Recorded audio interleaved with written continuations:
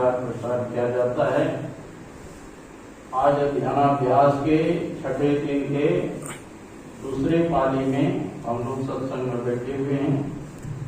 अभी हम लोगों ने रामचरितमानस सार सटीक द्वितीय सोपान अयोध्या कांड से पाठ और प्रवचन हम लोग सुन रहे थे।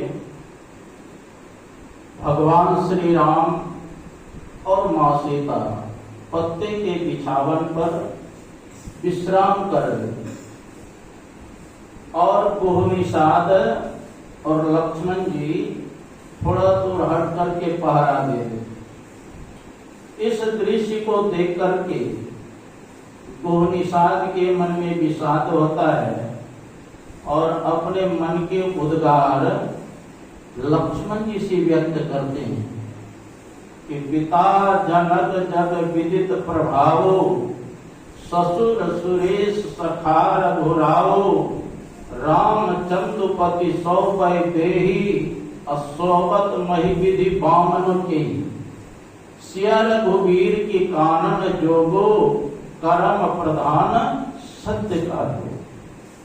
क्या कह रहे हैं? पिता जनक जग विदित प्रभाव।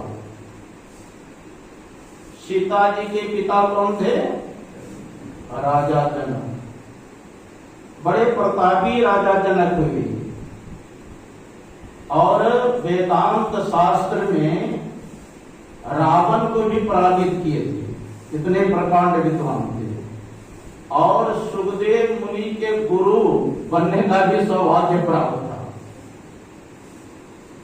और संसार के लिए एक नमूना है राजा जनक कि घर गृहस्थी में रह करके राजपाट चलाते हुए जोग और भोग दोनों करके दिखाते। लोग कहते हैं कि महाराज हम लोग घर गृहस्थी में कैसे ध्यान सत्संग करें। राजा जनक से विशेष काम थे आपके पास है, दोनों करके दिखाए। कहते ऐसे जिनके प्रतापी पिता है, पिता जनक जग विदित प्रभाव, ससुर सुरेश सखा रघुराव। और सीता जी के ससुर कौन थे? राजा दशरथ। राजा दशरथ कितने प्रतापी थे। देव दानव में जब युद्ध होता था तो देवता के सहायता के लिए राजा दशरथ स्वर्ग जाते थे देवता की तरफ से युद्ध करने। अब बलवान शरीर कैसा था कि उसके ऊपर अगर वज्र भी गिर जाए तो एक बार भी चढ़ाने होता था। किनका? राजा दशरथ की।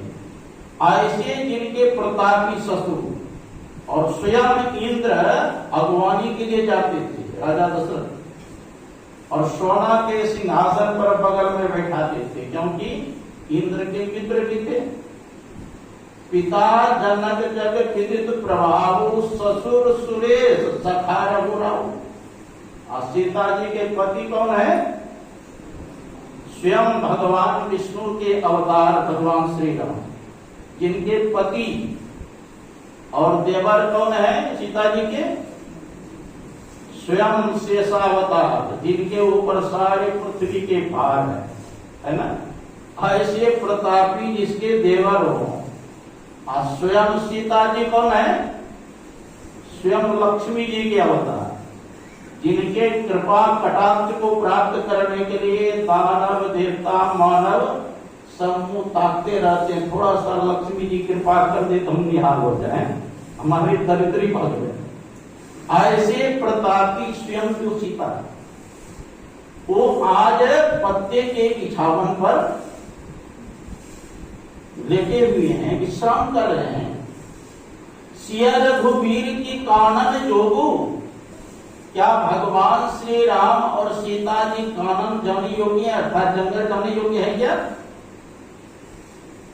सिया रघुवीर की कानन जोगु, कर्म प्रधान सत्य का लोग। लोग जो कहते हैं कर्म का फल सबको भोगना पड़ता है, ये सत्य ही मालूम। जब देखिए अभी तक सात्विक भावना, इसलिए अभी गुणिसार उद्गार प्रकट कर रहे हैं। अब धीरे धीरे शरीर में रजोगुण व्याप्त हो गया और जब रजोगुण व्याप्त हो जाता है शरीर में तो दूसरे के अंदर दोष दिखाई देना शुरू हो जाता है। अब क्या कह रहे हैं, भगवान श्री राम और मां सीता को जो पत्ते के बिछावन पर सोना पड़ रहा है, जंगल जाना पड़ रहा है, इसका कारण कौन है? कई नंदनी मंदमती कठिन कुटिल पनकिन अजहि रघुनंदन जानकी सुख अवसर दुख दी। ये राजा कैकेयी के जो पुत्री कैकेयी है ना, इसी के चलते भगवान श्री राम और मां सीता को पत्ते के बिछावन पर सोना पड़ रहा है और जंगल जाना पड़ रहा है। गांव घर में कहते हैं जैसा माता का उसी बाल बच्चा। जैसे कैकेयी की माता हड्डी स्वभाव की थी, उसी प्रकार ये कैकेयी की हड्डी स्वभाव। एक बार राजा कैकेयी भोजन कर रहे और एक चीटा चीटी आपस में बातचीत कर रहे। उसके बातचीत को सुन करके राजा कैकेयी मुस्कुराने लगे। उसकी पत्नी कहती है क्यों मुस्कुरा रहे हो? अब देखती नहीं, चीटा चीटी आपस में बातचीत कर रहे हैं, उसी को सुन करके हमको हंसी आ गई। अब मैं तो नहीं समझती हूँ, आप समझते हैं तो बताइए क्या वो आपस में बातचीत कर रहे हैं? अब मैं जानता हूँ लेकिन बताऊंगा नहीं, क्योंकि ऋषि ने हमको आशीर्वाद दिया है, कीड़े मकोड़े पशु पक्षी सबके बात आप सुनेंगे समझेंगे, लेकिन किसी को बताएंगे आपका मस्तक फट जाएगा। उसकी पत्नी कहती है नहीं आपको बताना पड़ेगा, आप जानते हैं। कहते हुए बताऊंगा मेरा मस्तक फट जाएगा। तब मस्तक फटिया जो है ना, आप जानते हैं तो बताइए। हट कर अब राजा फेर में पड़ गए। अब किसी प्रकार जब मानने के लिए तैयार नहीं हुई तो राजा कहता ठीक है चलो रथ पर बैठ करके जंगल में मैं बताऊंगा, मेरा मस्तक फट जाएगा वहीं फेंक देगा। अब देखिए पति के मस्तक फटने की इसका चिंता नहीं है, लेकिन हमको बताइए। रथ पर बैठा करके जंगल गए और वहां ये घटना और घटित हो गया। क्या? एक बकरी ने एक बकरा से कुछ मांग लिया, का अमुक चीज ला के दो। क्या कह रहे थे? बकरी कह रहे थे बकरा से, आप लोग देखे में नड़िया कुआं होता है ना जंगल, अब घास लटका हुआ था कुआं, कहा हुआ दांत से काट के लाओ मैं खाऊंगी। तो बकरा ने कहा मैं राजा कैकेयी जैसा मूर्ख में थोड़ा हूं कि पत्नी के कहने पर मरने के लिए आया है ना। बकरा ने क्या किया, सींग से मार के बकरी को भगा दिया। इसके बात को जान गए, उसके भाषा को तो जानते थे राजा के। कहा रे सचमुच में मैं बकरा से भी गया पूछा हूं, अपने पत्नी को जंगल में छोड़ करके और राजा कैकेयी घर चले आए। तो चीटा चीटी क्या बातचीत कर रही थी? मतलब राजा के थाली से जो भात गिरा हुआ था उधर में, चीटी कह रही थी चीटा से कि राजा के थाली में जो बगल में जो भात गिरा उसको ला करके तो हमको मैं खाऊंगी। कहा तुमको क्या वापस से जा करके ले आओ? कहा नहीं, मैं जाति की गृहिणी हूं ना, अगर जाऊं तो राजा के हाथ छूट जाएगा थाली, इसलिए तुम ला करके दो। तो चीटा कहते लेना है तो ले लो, हम नहीं देंगे। यही बात सुन करके हंस पड़े। तो कहते हैं कि जैसे इनकी मां हड्डी स्वभाव की थी कैकेयी की, है ना, तो उसी प्रकार कैकेयी भी हड्डी स्वभाव। एक कैकेयी जो है बड़ा चपल स्वभाव की थी। उसके घर पर यदा कदा महात्मा लोग जाते थे। एक दिन महात्मा जी भोजन करके सोए, अब कैकेयी कहीं से खेलती हुई आई, अब कहीं से कालेज लेकर के महात्मा जी के चेहरे पर लेकर दिया धीरे धीरे। अब महात्मा जी की नींद टूटी, महात्मा जी का कुल्ला करने के लिए, और जैसे चेहरे पर हाथ रखते हैं तो देखते हैं कालिक लगा हुआ है। तो महात्मा जी ने क्रोध में श्राप दे दिए, जो मेरे मुख पर कालिक लगाया है उसको ऐसा कालिक लगेगा कि धोने पर भी नहीं छूटेगा।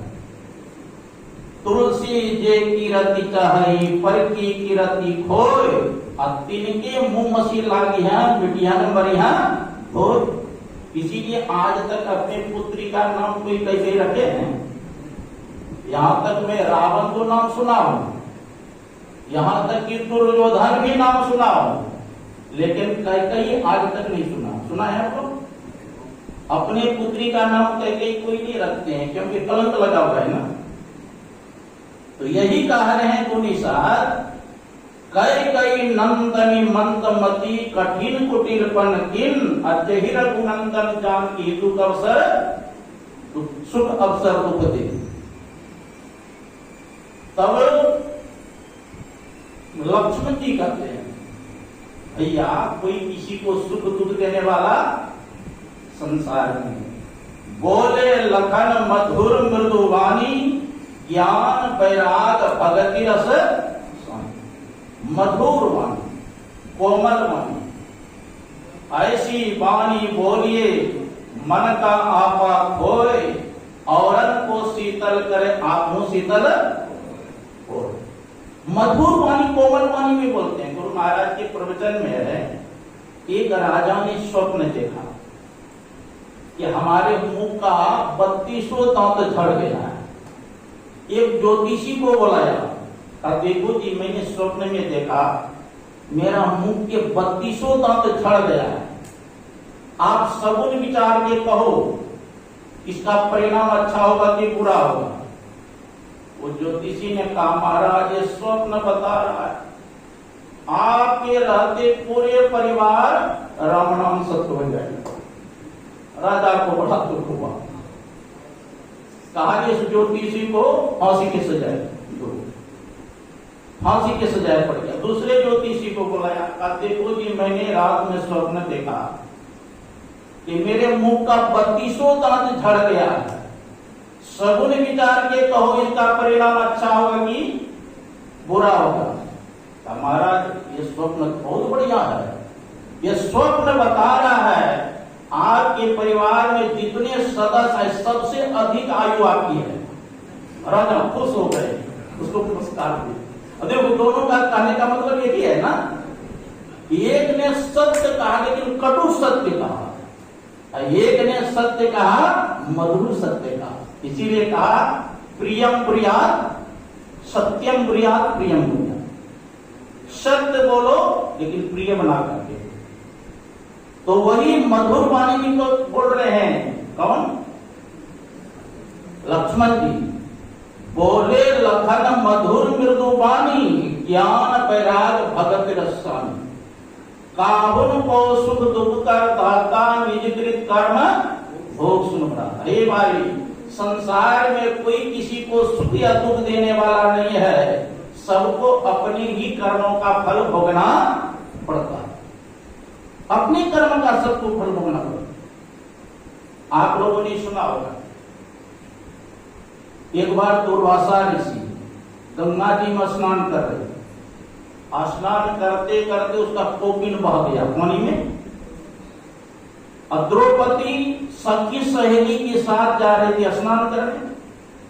द्रौपदी देखती है कि दुर्वासा ऋषि न तो स्नान कर रहे हैं न तो जल से निकल रहे हैं, क्योंकि उसका कोपिन जो था वस्त्र जो पहना हुआ तो बह गया था पानी। लज्जा के मारे निकल नहीं रहे थे। तो द्रौपदी क्या करती है, अपना साड़ी को चीर करके और दूर में ही गंगा में घुस करके प्रवाहित कर दिया वस्त्र को। और दुर्वासा ऋषि उस कटी वस्त्र को लेकर के पहन लेते कोपिन बनाकर, स्नान करके गंगा जी से बाहर निकलते हैं। तब द्रौपदी जाकर के प्रणाम करती है।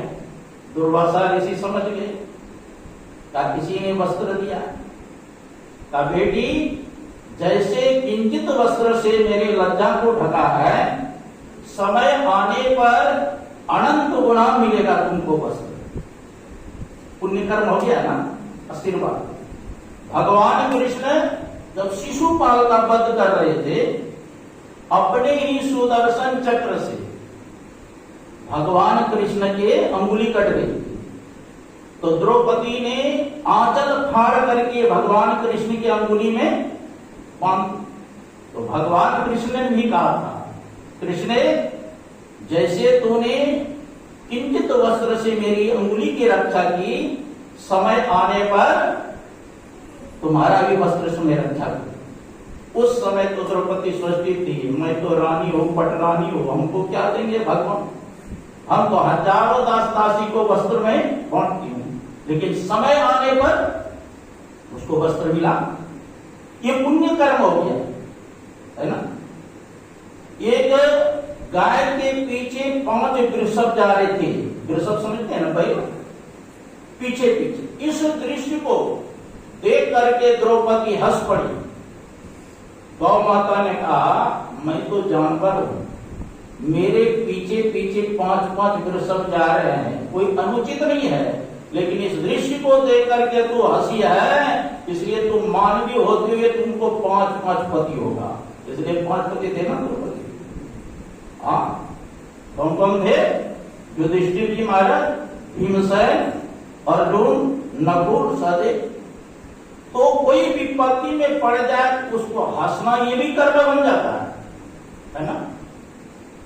इसलिए सोच समझ करके कर्म करना चाहिए। भगवान कृष्ण कहते हैं, कर्मण्येवाधिकारस्ते मा फलेषु कदाचन कर्म फल हेतुर्भवते संगस्तो कर्म। तेरा कर्म करने में अधिकार है, फल में नहीं। अगर फल में देता अधिकार तो मनुष्य तो बुरा बुरा कर्म करते, अब फल लेने के समय चुन चुन कर, जैसे सब्जी मंडी में जाते हैं ना, सब्जी को फल को चुन के, ऐसा नहीं। जैसा कर्म करेंगे आप, कर्म करने में स्वतंत्र है। भगवान कहते हैं फल तो मैं दूंगा, है ना। मैंने महाभारत में पढ़ा, मनुष्य पुण्य कर्मों का फल भोगना तो चाहता है, लेकिन मनुष्य पुण्य कर्म करना नहीं चाहता। आप उसी प्रकार मनुष्य पाप कर्मों का फल भोगना तो नहीं चाहता है, लेकिन मनुष्य प्रयत्न पूर्वक पाप कर्म करता है। तो पाप कर्मों का फल होगा दुख, नरक में जाएंगे। पुण्य कर्मों का फल स्वर्ग होगा, सुख मिलेगा, है ना। इसलिए कहा, कर भला होवे भला, करके भलाई देख ले, और कर बुरा होवे बुरा, करके बुराई देख। कर्म करने में स्वतंत्र है, फल में स्वतंत्र है। ये सोच विचार करके कर्म करना चाहिए। भगवान कृष्ण कहते दुर्योधन को समझाने के लिए, अरे पांडव तुम्हारा ही भाई है, कम से कम 5 गांव दे दो, है ना। 5 पांडव है, 5 गांव दे दो और सब रह बोलो। दुर्योधन क्या करते हैं, आप जो हमको समझाने के लिए आए हैं, ये धर्म है या अधर्म है, क्या हमको नहीं पता है? हमको भी पता है। जानामि धर्मम नौचने प्रवृत्ति, मैं धर्म को जानता हूं, लेकिन उधर हमारी प्रवृत्ति नहीं है। जानामि धर्मम नौचने प्रवृत्ति, जानामि अधर्मम नौचने निवृत्ति। मैं अधर्म को भी जानता हूं, लेकिन उधर से हमारी निवृत्ति नहीं है। केनापि देहेन स्थितो, कहते कोई मेरे अंदर बैठा है ना, जो प्रेरणा कर रहा है, जैसा करता है वैसा ही मैं करता हूं। जानामि धर्मम नौचने प्रवृत्ति, जानामि अधर्मम नौचने निवृत्ति, केनापि देवे निर्दिष्टितेन यथान्योक्तोऽस्मि तथा करोमि। जैसा वो कहता है वैसा ही मैं करता हूं। तो देवता बैठा था कि दोनों बैठा था? हाँ। पुण्य कर्म करने के लिए प्रवृत्त नहीं हो है, और पाप कर्म करने के लिए प्रवृत्त है। हाँ। तो सोच समझ करके कर्म करना चाहिए मनुष्य को। यही कह रहे हैं, काहुन को सुख दुख कर दाता, निजकृत कर्म भोग सुन बना। देखो मनुष्य, आपको सुख जीवन में आ रहा, आपका ही पुण्य कर्मों का फल है जो सुखी है। किसी के जीवन में दुख आ रहा है तो किसी ने दुख दिया है, आपका ही कर्मों का परिणाम है जो आपको दुख मिल रहा है। कोई सूरदास है जन्मजात, तो किसी ने सूरदास बना दिया, अपने ही कर्म से वो सूरदास बना है। कोई लुल्ला है, कोई लंगड़ा है ना, कोई रोगी है, कोई दीन है, कोई दुखित है, हाँ, किसी का शरीर हिष्ट पुष्ट है, बड़े प्रसन्न है, दिव्य है, उनका अच्छा कर्मों का फल है। मनुष्य जब सो जाता है तो कर्म भी उनके साथ ही सो जाता है। मनुष्य जब बैठता है तो उसके पीछे ही बैठ जाता है वो भी कर्म।